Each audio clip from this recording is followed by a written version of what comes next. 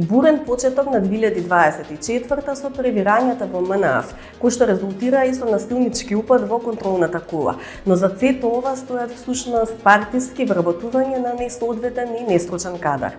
Првата емисија на Агенда 35 во новата година ја почнуваме токму со анализа на состојбата во јавната администрација и партиските вработувања.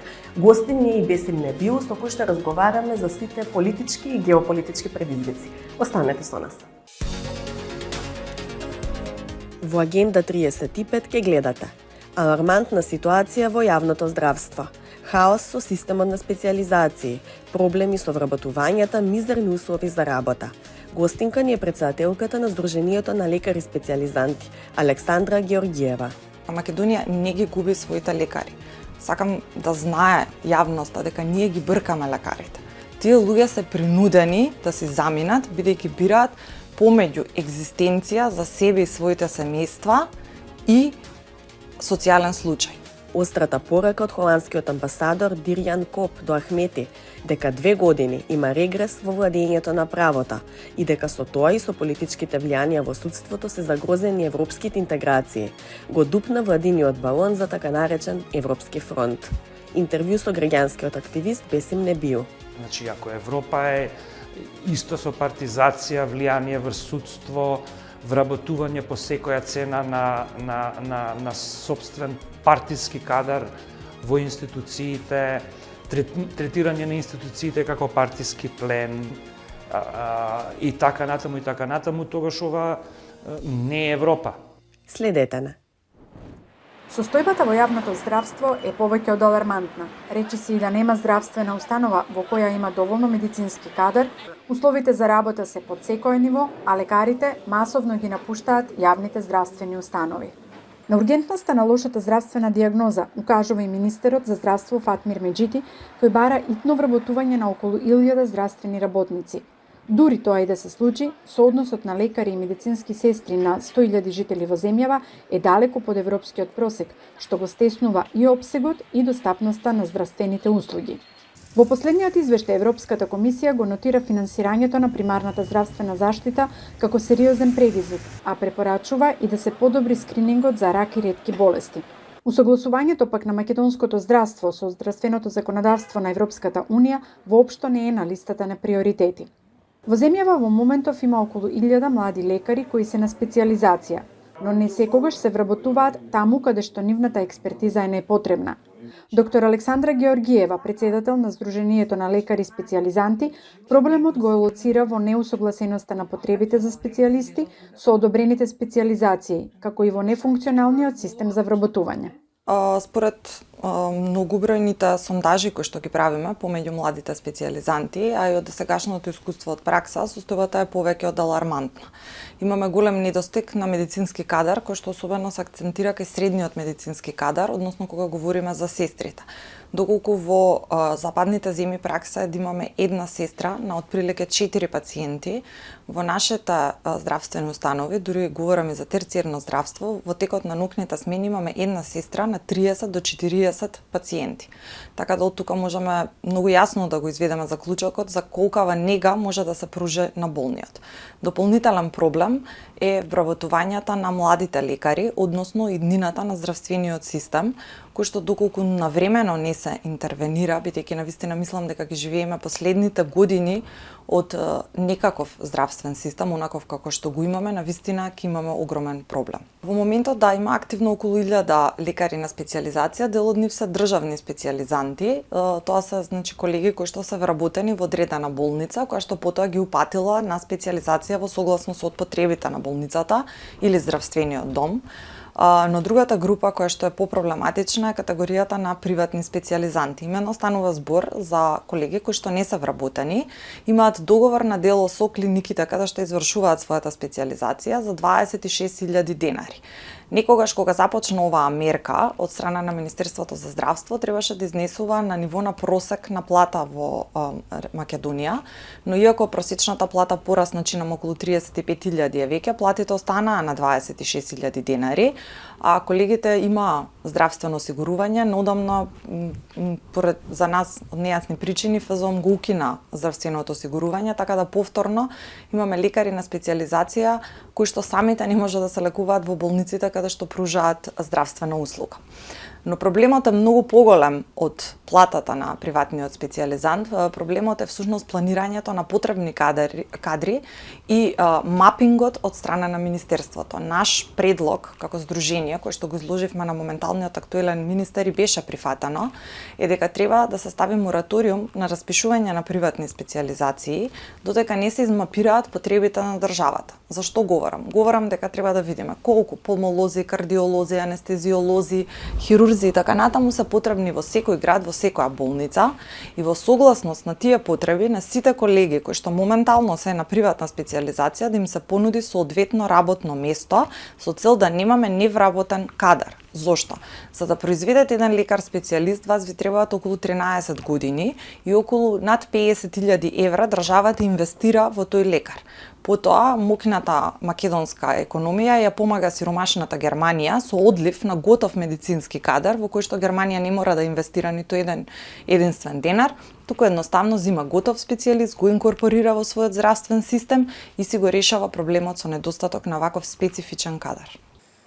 Во последниот извештај на Европската комисија се нотира дека и понатаму недостасуваат одредени специјалисти, а медицинскиот кадар продолжува да го напушта јавниот здравствен сектор за да работи или во приватниот сектор или во странство. Според проценките на Македонското лекарско друштво, за една деценија бројот на лекари во земјата се намалил дури за 2000.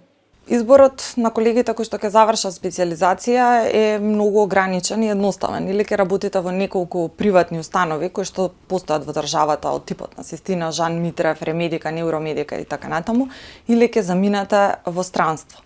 Најголем дел од колегите, поради долгиот процес на специјализирање, кој што чини околу 15.000 евра, а приватните специјализанти сами ја финансираат, се апсолутно економски исцрпени. Единствен начин да можат да произведат доволно средства за сопствениот квалитет на живот, за понатамошна едукација, бидејќи едукацијата во медицината трае цел живот и навистина е скапа. Да присуствувате на еден европски конгрес чини помеѓу 1000 до 2000 евра, доколку вие не посетувате европски и светски конгреси, вие не можете да се едуцирате и не можете да станете актуелни во областа во која што работите. Најчесто заминуваат во странство и одливот вообичаено е кон Германија, бидејќи Германија нуди наједноставен трансфер на медицински кадар, односно се полага само еден медицински тест, бараат ниво на познавање на јазик и потоа му се нуди работно место на лекарот. Отсуството на политичка волја со години наназад се гледа како главен кочничар во решавање на неповолната ситуација од која на крај на ден најмногу губат граѓаните. Кога говорам за мерки, велам мерки веднаш, бидејќи секој пат чекаме некој нов мандат, некој нов министер, сметам дека веднаш треба да почнеме со реформи во здравствениот систем, а не да чекаме секој пат некој ветување од следната пролет, од следната година. И она што е важно и сакам да го кажам и го кажувам секогаш кога говорам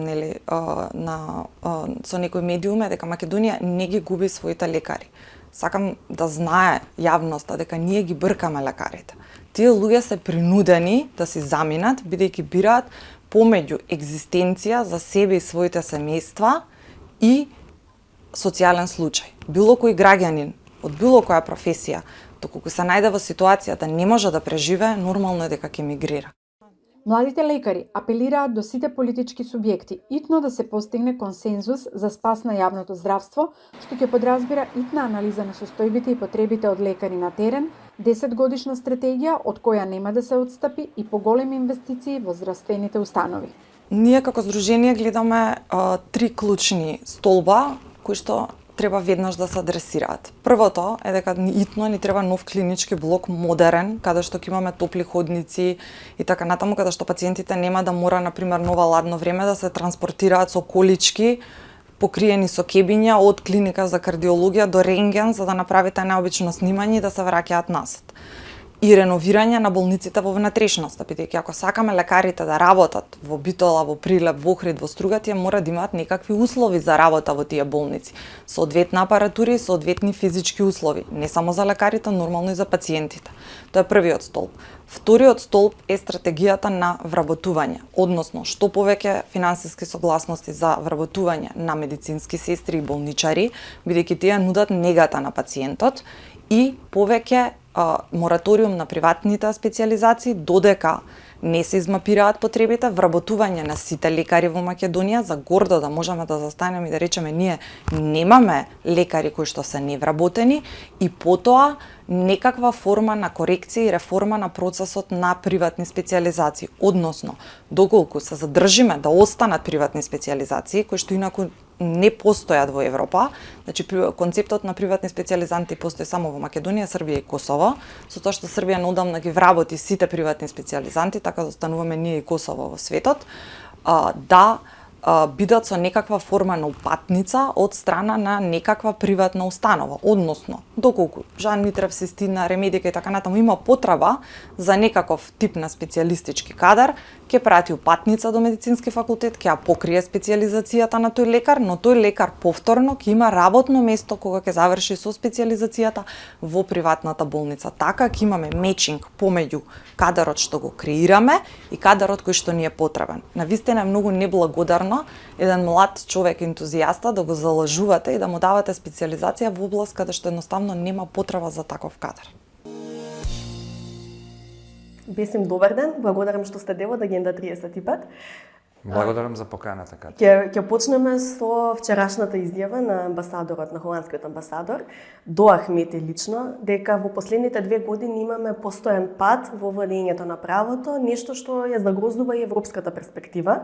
На некаков начин има една коинциденција, или веројатно не е коинциденција, толку да се совпаѓа овој пат во владењето на правото со формирањето на владата на Ковачевски, или на некој начин со формирањето на проевропскиот блок. Па не е ли иронично од моментот кога државава доби проевропски блок, европските перспективи да бидат загрозени?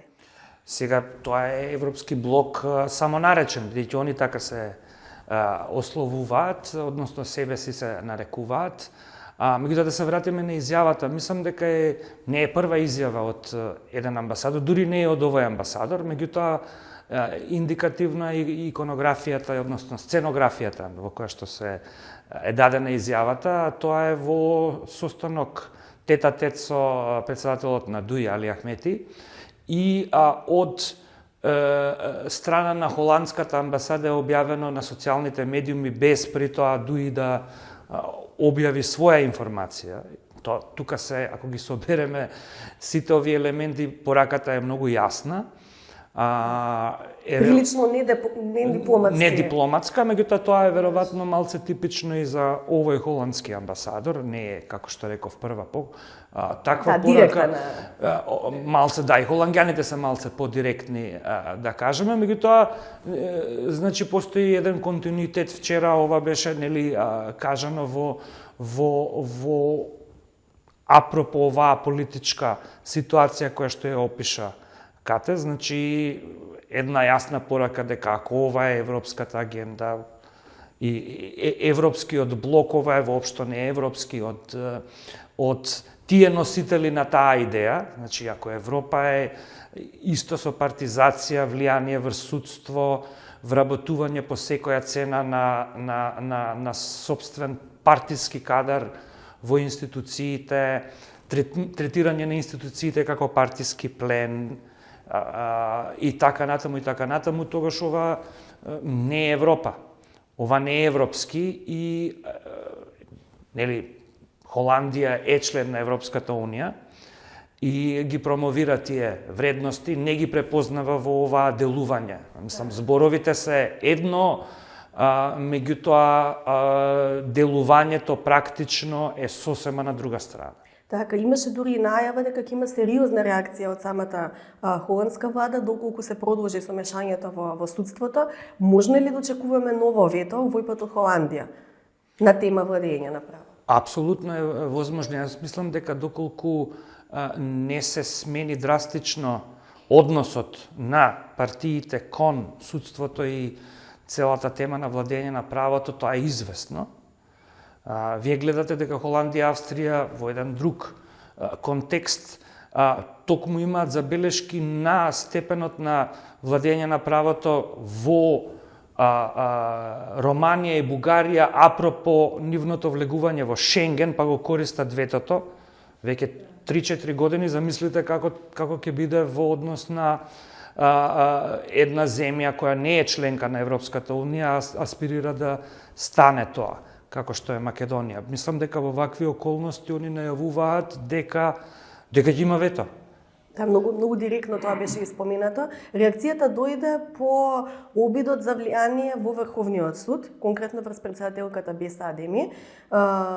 Меѓутоа, ако се анализира што стои зад тоа, стои еден обид да се вратат на сила амнестиите на Иванов, за да може Груевски да се врати во Македонија. Колку ова сценарио сега после ваквата остра реакција, очигледно на Холандија не се допаѓа идејата Груевски да биде вратен дома и да биде амнестиран, колку неговото враќање мислите дека е воопшто известно или неизвестно? Па мислам дека Холандија затоа што кога има владење на правото, не ги менувате законите онака како ви одговара за да амнестирате бивши политичари, тоа е обратна порака од тоа што сакате да ја направите, затоа што ви користи во дадениот момент и се уклапа одредени политички калкулации, што претпоставуваме случај сега. Не е тоа духот на владење на правото. Влијанието, односно начинот на кој што се одвива оваа операција,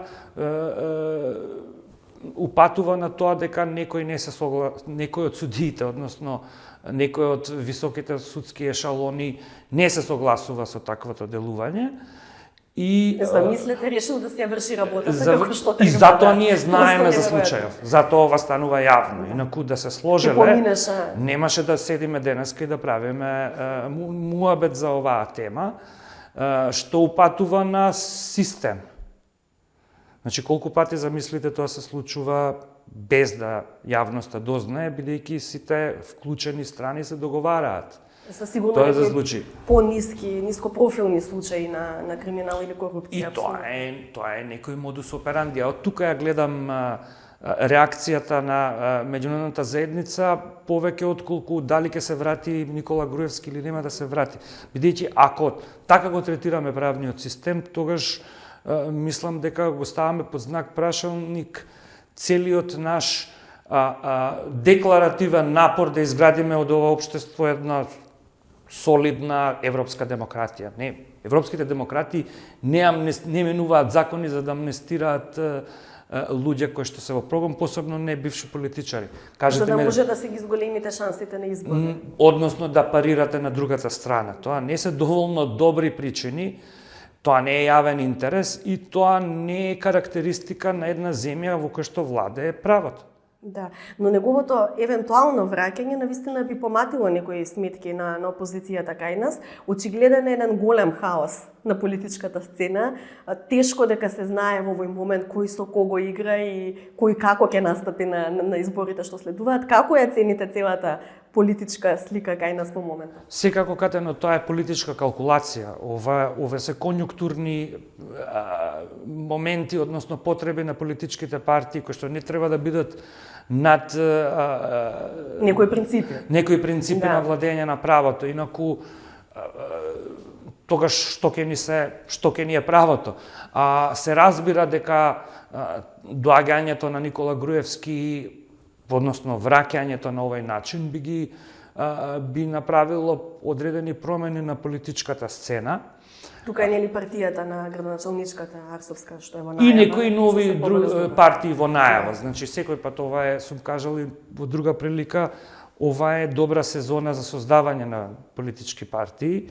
Кои што се обично со инстант употреба, се појавуваат на избори, прават некои резултати, потоа се приклучуваат на поголемите политички партии. Тоа е до сега случајот во овие 3 декади, меѓутоа мислам дека како период е добар период да се почнат такви нови проекти, бидејќи ќе има нели ново делење на картите, веројатно многу поинаква конституција на владата и многу незадоволни од едниот блок на гласачи и апатија во еден друг блок на гласачи и така натаму и така натаму. Тоа се ситуации кај што има простор за нови опции, барем на кратко ниво. И тоа го гледаме сега. Мислам дека ќе има поголем број на политички партии кои што ќе добијат пратеници сега во новиот парламент отколку во изминатиот. Ке се навратиме на апатијата, она што го начнавме како владењето на правото како принцип и сите други вредности за кои што се залагаме за градење на современа и модерна европска демократија, се во ризики во самите партии. Од сите од оваа наезда и на нови партии и партиички кои што се во најава, не гледаме дека некаде навистина има систем кој што би се борел против партискиот клиентелизам, пропагиран или формиран од големите партии, но потоа како принцип или модус операнди проширен низ целата политичка сцена. Колку е важно самите партии да се реформираат и односот со своето членство, со своите поддржувачи да излезе надвор од правилата на клиентелизмот чисто. Мислам дека внатре партиите не се демократизирани. И тука дури не постои лојалност кон партијата. Некои го користат терминот султан партии. Тоа се лидерски партии во кои што дури и пратениците го должат својата партиска позиција, односно пратеничка позиција на одлуката на лидерот. Не поминува еден процес кој што би бил органски, нормален, од базата кон надвор, така да лојалностите... Па да излезат најдобрите, најквалитетните. Или граѓаните да ги изберат преку некакви отворени листи.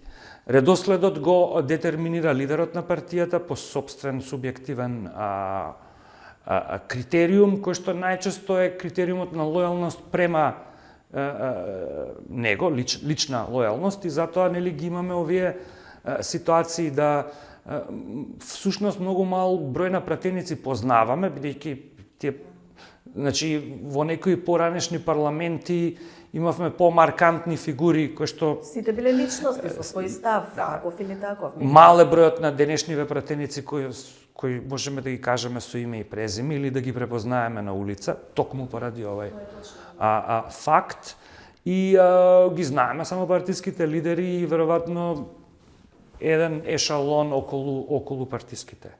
Во својата одбрана, најголемата партија во албанскиот политички блок, секогаш кога ја нападната или соочена со индиции за криминално действување, дел од својата одбрана ја базира на така наречена албанофобија, обвинувајќи дека критиките се темелат токму на тоа. Но факт е дека не секогаш одговараат, некогаш и воопшто не одговараат на индициите за криминал. Има ли простор тука за такво објаснување, за албанофобија, и колку мислите дека меѓуетничките односи се нарушени или сметате дека народот не ги голта овие приказни? Видете, кога ќе ве обвинат дека сте корумпирани, треба да одговорите на тоа дали сте корумпирани или не. Тоа е да се браните со факти дека тоа е невистина. Дали албанофобија или не албанофобија е сосема друго прашање. Значи, тоа би ги разделил тие две прашања, тоа зависи од кој напаѓа и на кој начин. Меѓутоа тие не се Има албанофоби кои што напаѓаат. Има и албанофоби. Ја кријат својата албанофобија преку... Апсолутно, значи не сакам тие да ги разделиме логички тие две прашања. Има и албанофоби, има и не албанофоби. И на кој спин, и на кој менување на темата. Апсолутно. Каква е ситуацијата во албанскиот политички блок? Гледаме доста превирања. Не знаеме се уште Таравари, неговата партија, како ќе се позиционира? Мислам дека имаме солидно организирање на втора политичка опција во овој момент, која што се консолидира и во која што очигледно учествуваат три партии, од која едната е нова, водена од господин Изет Меджити, другите две се БЕС и Алтернатива, кои што постојат извесен период. Они се зацртуваат како јасна опозиција на ДУИ. Мислам дека ДУИ има одреден страв од нивните перформанси на следните избори. Се чини прв пат е вака загрозена победничката позиција. Па го гледате, ако го посматрате начинот на кој што делува, односно изјавите во јавноста и на господинот Ахмет и неговото одење по телевизиски студија, кои што не се типични за него и во Македонија, меѓутоа и во Албанија, во последниот период се осеќа дека постои страв и истовремено и неговите чести посети на господинот Таравари, во кој што најверојатно му нуди соработка на престојните избори, сето тоа ако го собереме, известно е дека и Дуи го гледа на ова како на известна опасност за своите позиции по парламентарните избори. Ја спомнавте алијансата на албанците, сега има различни анкети. Не сакам да се задржувам на една или на друга, меѓутоа воглавно анкетите покажуваат дека доколку алијансата се приклучи на опозициониот блок, онаков каков што е сега, скоро известно станува дека тој ќе победи на следните избори, односно ќе има релативно поголем број на гласови од Дуи. Тоа може да влијае некако на безбедносната состојба, гледаме дека насилнички упади не се туѓи на партијата кога е соочена со губење на своите позиции. Може и така да се посматра, нели не, одредени ситуации кои што се случуваат овој месец упатуваат на можно ескалирање на конфликти. Дуи е многу долго на власт, има солидна политичка база, еден дел од нив се клиенти на Дуи, еден добар дел од нивните гласачи и тука можно е да се случат различни потреси. Да, од друга страна има најави за заеднички листи на СДСМ и на Дуи. Колку тоа мислите дека ќе помогне на СДСМ? Таму има едно мислење дека тоа им е спасот од губење на власта, меѓутоа после вчерашната изјава на холандскиот амбасадор имам дилема дали би бил паметен потек за зачувување на позицијата. Не, како се вели, не е се уште решено. Мислам дека тука се ломат копјата. Не сум сигурен дека на Дуи и одговара во овој момент коалицирање со СДСМ. Дуи сепак стои релативно подобро од СДСМ кај своето гласачко тело.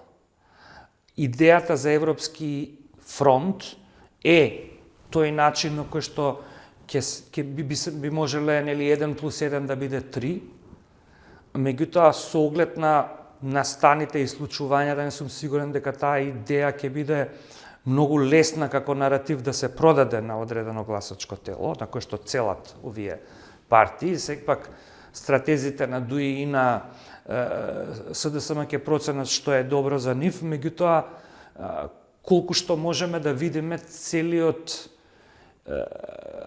наратив за Европски фронт не е баш многу прифатен од јавноста, односно од гласачите, како известен, посебно во ситуација каде што гледаме скандали, неевропско однесување.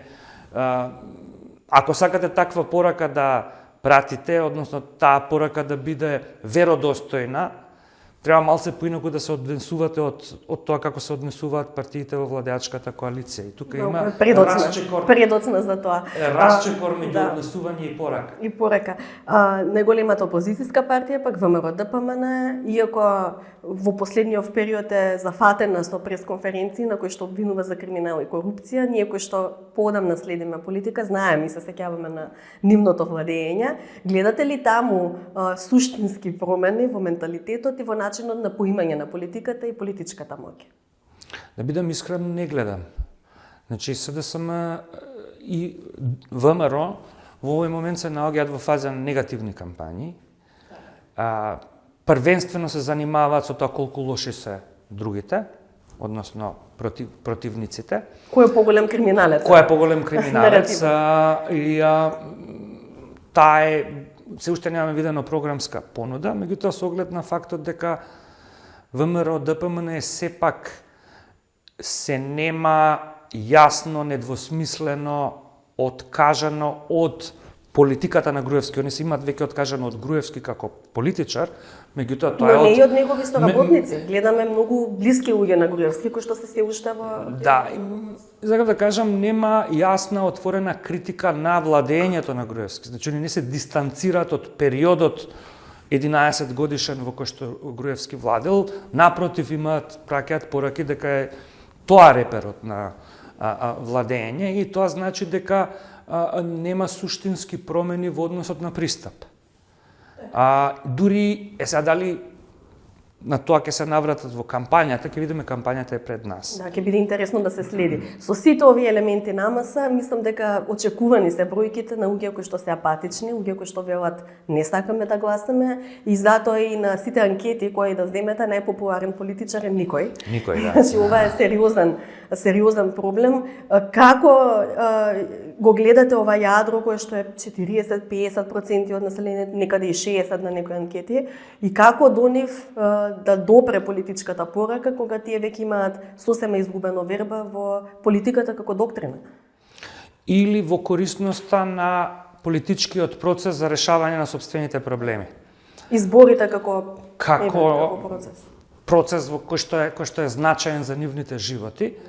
И мислам дека веројатно тоа е стратегијата сега на партиите, како, бидејќи сите ги знаат своите таргети, одредени гласачи, мал е бројот на гласачи кои што преминуваат од една во друга страна, меѓутоа гласачите обично или се мотивирани или не се мотивирани да гласат за сопствената страна, односно за тој кој што е во некоја зона на комфорт за да заокружат на изборен ден. Мислам дека тоа ги менува резултатите и 2016 и 2020 година, кој успее повеќе од сопствените таргет гласачи да ги извади на денот на избори, извади фигуративно, некако Јанкуловска. Не на тој начин. Да. Односно да ги одоброволи да учествуваат во политичкиот процес, таа страна победува. Мислам дека опозицијата има по моментов подисциплинирано тело. Кога ги гледате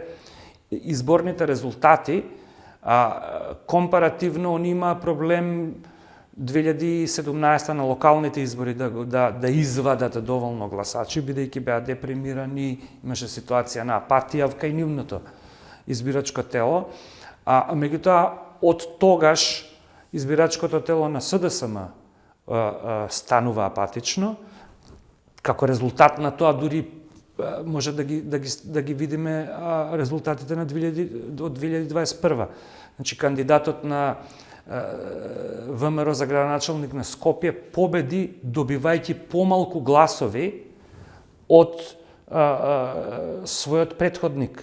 Меѓутоа, падот кај гласачите на СДСМ беше драстичен и драматичен и тоа овозможи да кандидатот на ВМРО ДПМН сегашната градоначалничка победи. Сам дека тој тренд продолжува, ако не се зголемува, ќе биде навистина тешко за партиите на власт, посебно за СДСМ, да го соберат собственото избирачко тело. И тука ги гледаме и некои од новите партии кои што се креираат, а кои што се од кругови блиски на СДСМ, дека се обидуваат да искористат дел од таа ситуација. Дел од таа ситуација, точно. Интервјуто би го завршила со малку поширока тема, тоа е за состојбите во ЕУ. Точно е дека нашата примена и на владењето на правото и на сите европски принципи се загрозени, што би рекол холандскиот амбасадор, но точно е дека и самата ЕУ е во моментов во една своевидна внатрешна криза, особено од аспект на толеранција на недемократски тенденции во име на некаква стабилност. Гледаме повампирување на фашизмот на европското, гледаме раст на радикалната десница, дури во една Германија што е навистина страшно. Радикалната левица исто оди рака под рака со ова. Како сите овие процеси влијаат врз подривање на довербата дополнително во ЕУ како идеја и во незината суштина? Проширувањето на ЕУ и функционирањето на ЕУ одат рака под рака. Значи, зголемувањето на интеграциите е всушност зголемување на идејата за една Европа, а проширувањето е оди во ист правец. Значи, една Европа во која што има поголема територија, повеќе земји, во насока на креирање на едно општество, зголемување на степенот на интеграциите. Кога нема апетит за едното, нема апетит ни за другото. И сега се наоѓаме во еден период во кој што се кршат копијата дали има апетит за зголемување на степенот на евроинтеграција. Некаде има, факт е, но не секаде. Меѓутоа, сепак тоа 27 земји. Европската Унија не е најпопуларниот проект во голем дел од тие земји, бидејќи посебно во некој од нив каде што се бележи раст на радикалната десница, односно на популистичката десница, они гледаат во Европската Унија како еден извор на дестабилизација на сопствените традиционални општества и така натаму и така натаму. Тоа се гледа од изборните резултати во земји како Холандија, за кој што зборевме до сега, па и Германија, каде што АФД веќе втора политичка партија, има 20 и нешто проценти, веројатно нема да лесно да стигне на власт, меѓутоа самиот факт дека има толку голем рейтинг ги става под лупа и на другите, условно кажано, мејнстрим партии, они мора да се ги прилагодат малце политиките во однос на тоа. Тоа е ситуацијата во Европската Унија. Мислам дека изборите годинава за Европскиот парламент, според сите анализи, ќе значат одење кон десно. Значи, новиот Европски парламент ќе биде подесен од сегашниот. Колку подесен во однос на радикалната десница или во однос на мејнстрим десницата ќе покаже времето. Во тој контекст политиката на проширување е исто така во едно, се вика, во некој вакуум.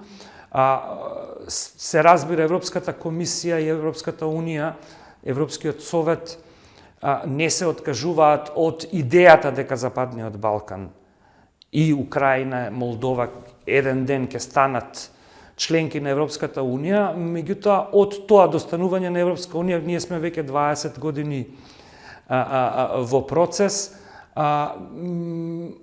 Ова е некое лимбо во кој што ниту ние гледаме голем напредок, ниту пак они се сигурни дека кога би направиле порадикални чекори во практична смисла дека тоа ќе биде добро за нив. Благодарам многу за пораките за интервјуто, ќе биде ова интересна година политички и дома и геополитички, па ќе ја следиме и верувам дека ќе се видиме повторно. Задоволство ми беше, благодарам за поканата. Следната недела се гледаме со нова тема повторно на истата фреквенција. Македонска радиотелевизија. Останете со нас и со програмите на јавниот сервис.